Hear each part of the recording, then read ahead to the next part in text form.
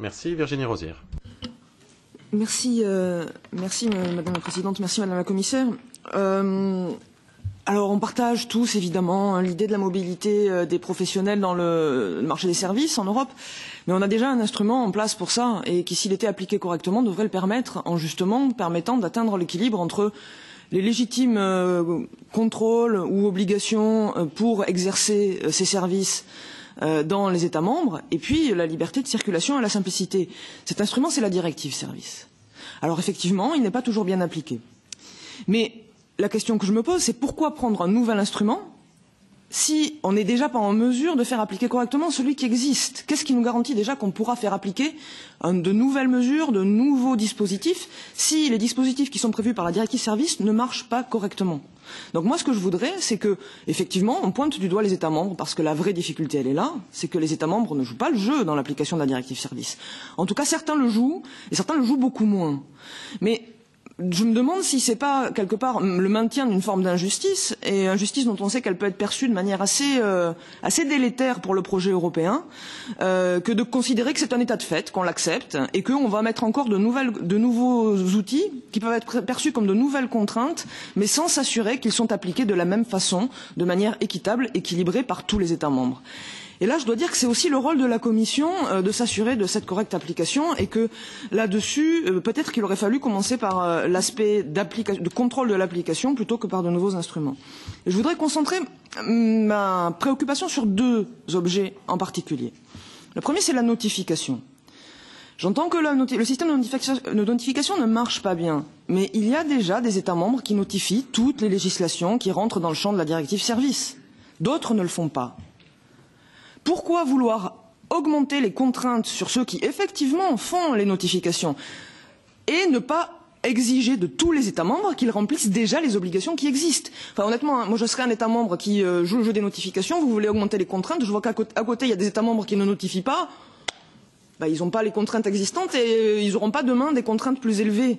Donc je ne suis pas sûre que ce soit très incitatif dans le fait de respecter déjà les exigences existantes. Et puis après, l'autre sujet, c'est la question de la carte professionnelle.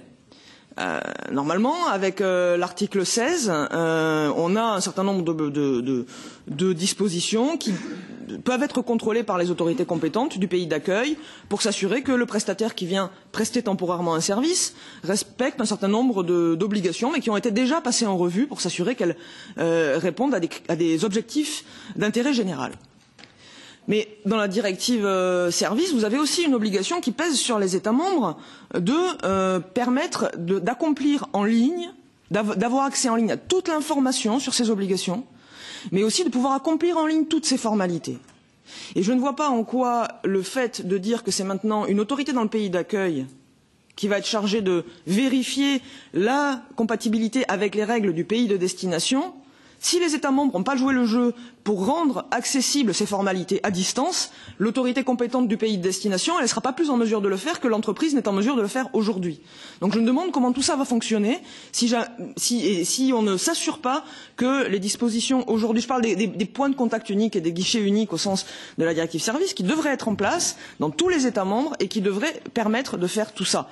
On est 7 ans après la date de fin de transposition, plus de 7 ans après la date de fin de transposition de la directive service, et moi je demanderais à ce que la Commission soit beaucoup plus ferme dans la vérification du respect des obligations par les États membres. Parce que c'est effectivement une responsabilité et une faute des États membres, mais c'est aussi une responsabilité de la Commission de s'assurer et de faire en sorte que les États membres remplissent leurs obligations avec peut-être des contrôles un petit peu plus approfondis que ceux qui existent aujourd'hui. Et puis enfin, sur la carte professionnelle, cibler le secteur de la construction.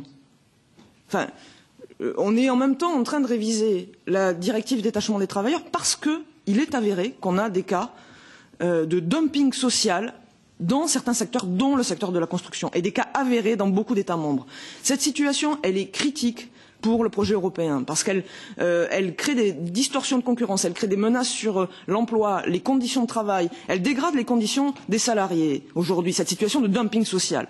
Alors, ce n'est pas forcément une question de législation. On est en train de revoir la législation sur le détachement pour s'assurer qu'elle est appliquée, parce que les législations européennes sont potentiellement protectrices. Mais là encore, c'est une question de correcte mise en œuvre par les États membres.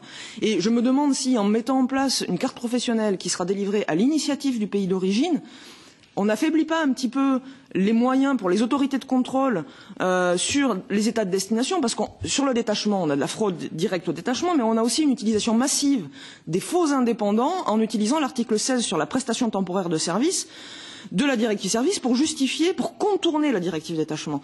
Donc on doit aussi donner aux États membres la capacité de mettre en œuvre correctement la législation et de vérifier qu'elles sont bien appliquées.